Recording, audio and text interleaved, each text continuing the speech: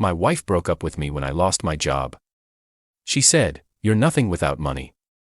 Years later, she showed up for a job interview at my company. She didn't recognize me until I said, "Sorry, we're looking for someone with loyalty," and walked out. Chapter 1. The morning my life fell apart.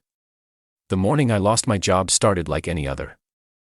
Coffee brewing, the kitchen radio mumbling old country music, the dog scratching at the back door. And then my phone buzzed, a single email, 16 cold words. "Your position has been eliminated due to corporate restructuring, effective immediately." 15 years, gone like spilled water. I sat there staring at the screen, hearing nothing but the slow drip of the faucet behind me. I didn't move until Caroline walked in, hair perfect, robe tied tight, sipping her lemon water like she was judging the day already. "You look pale," she said, not even glancing up. "What did you do now?" I swallowed. "I lost my job. They shut down my entire division." She finally looked at me, but not with fear, not sympathy, not partnership, with calculation. "So, you're unemployed." "For now," I said, trying to sound confident. "I'll find something else. I just need." She cut me off, sharply. "I didn't marry a man who needs time, I married someone who could provide." I blinked. "Caroline, I just lost my job, not my ability, not my worth." She laughed, a low, bitter, humiliating laugh I had never heard from her before. "Worth? You're nothing without money, Ethan. Nothing." I felt those words hit like a slap. "We've built a life." "Correction," she snapped. "I built a life. You paid for it, that's all." She walked to the bedroom. When she came back, she was dragging a suitcase. "You have until tonight to get your things out, I'm not syncing with you." 11 years, I whispered. "Does that mean nothing?" "It means I wasted a decade," she said coldly. She left that afternoon. No apology, no hesitation, just a final text. "Don't contact me, move on." By nightfall, I was sitting alone in a roadside motel with peeling wallpaper and a flickering heater, staring at the ceiling as a storm rolled in. But something broke open inside me, quietly, sharply. A voice I hadn't heard in years whispered, "If she thinks you're nothing, show her what nothing can become." I didn't know it then, but that night was the day my real life began. Chapter 2. 10 years underground. The motel became my world. 3 weeks, 1 room, a thin blanket, and the steady humiliation of starting over at 47. I worked whatever jobs I could find, loading trucks, cleaning offices, stocking shelves at night, delivering groceries in rainstorms. Every shift bruised my pride and sharpened my resolve. Older workers, the kind with tired backs and kind eyes, would tell me, "Son, storms don't break you. They clean the dirt off your backbone." They saved my spirit one night while vacuuming an abandoned office space. I found a dusty whiteboard leaning against a wall. On it were half-erased notes. Supply chain mapping, predictive routing, driver optimization. The handwriting was sloppy, but the concepts were gold. I snapped a picture. Went back to the motel. Didn't sleep. I studied for hours, days, months. By year 2, I was consulting for small logistics companies. Under an alias, by year 3, I was designing routing systems from a rented garage. By year 6, I had a small team. By year 8, contracts in multiple states. By year 10, my company, Routecraft Systems, quietly purchased a failing regional firm. It took me 2 hours to stop laughing when I saw the paperwork. We had purchased Caroline's old employer. And now, it was my headquarters, my company, my conference rooms. And fate wasn't done. Because the day we started hiring for a senior operations role, HR knocked on my door. "Sir, we have a candidate named Caroline Brooks. She requested an early interview." My heart didn't race. My hands didn't shake.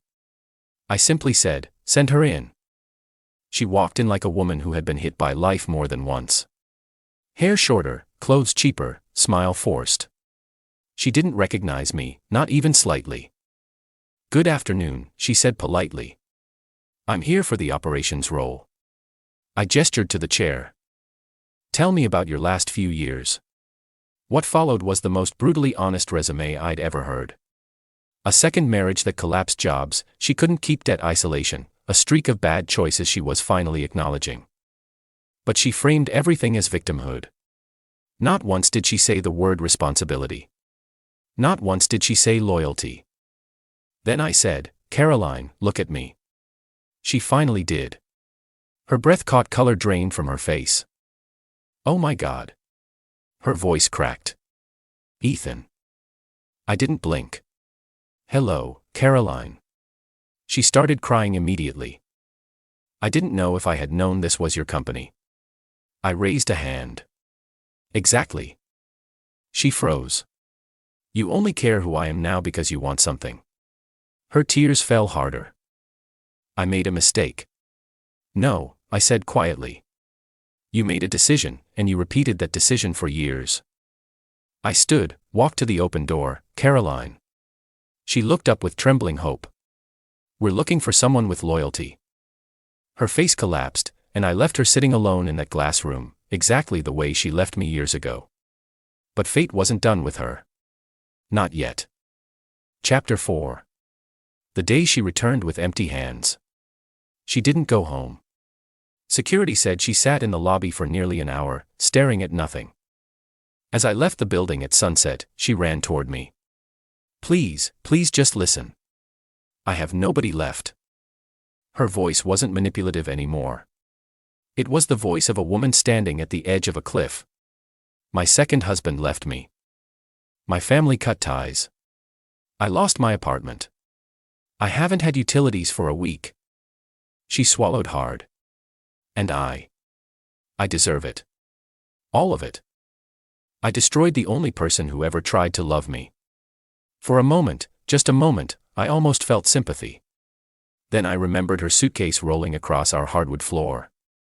"Caroline," I said calmly. "I don't hate you. But you taught me who you were and I believed you." Security escorted her gently out of the building as she cried into her hands. I thought that was the end. I was wrong. 3 days later. She came back with a child. Final chapter. The boy who saved her. The lobby receptionist whispered. "She says she has nowhere else to go and she brought her son." I turned a corner and froze. Caroline stood there, holding the hand of a thin, tired-looking boy. Maybe 8. He held a superhero backpack with a broken zipper. "Please," she whispered, "don't turn him away." Not him. Her voice had no pride left. No ego, no manipulation. "My landlord is throwing us out. I worked double shifts this week. I swear I'm trying. But he hasn't eaten since yesterday." I knelt beside the boy. "What's your name, buddy?" "Liam," he whispered. "I like mac and cheese." I stood and called out. "Get this child food. Now." Volunteers rushed over instantly. Caroline broke down quietly. The kind of crying that comes from months of fear, not guilt. "I'm not here for me," she said softly. "I know I ruined everything. I know I don't deserve help. But he does. Please." And then, for the first time in 10 years, I saw a human being instead of a villain. "Caroline," I said gently. "I will never take you back. That chapter is over." She nodded. "I know. But your son didn't choose his life. And I won't let him drown because of your mistakes." Her mouth trembled. "You'd help him. After everything I'm not helping you," I said. "I'm breaking the cycle. Someone once did the same for me." What followed changed both their lives. The foundation covered Liam's meals, daycare while she worked, job training for her, a safe place to rebuild. She never asked for anything romantic. Never hinted at reconciliation. She accepted the boundary. Months later, at the New York Marathon, I crossed the finish line to roaring applause and in the crowd. Caroline stood there with Liam, not waving, not pushing, just smiling softly. Not the smile of a woman wanting me back. The smile of someone who finally understood why she lost me. Epilogue. Becoming someone worth losing. 2 months later, a small envelope arrived. Inside was a child's handwriting. Thank you for helping me. Mom says you saved us. I want to run like you one day. Liam, age 8, behind it. A short, honest note from Caroline. You gave kindness to someone who didn't deserve it. I'll never forget that. You won your race long before the marathon. See. I didn't reply. Some doors stay closed for good. But as I walked into the foundation training hall, surrounded by new amputee runners practicing their first steps, I felt something I never felt with revenge. Peace. Because real victory isn't proving them wrong. Real victory is becoming someone they can never hurt again. Was this revenge perfectly justified? Or should the storm have raged harder? Drop your verdict below. I read every single one. Hit like if you crave justice. And share this story with someone who needs its fire, because here, betrayals don't sleep. They hunt their owners. Every shadow hides a reckoning. Every mask breaks and every betrayal is answered. Stay sharp. Stay unbroken. Stay tuned.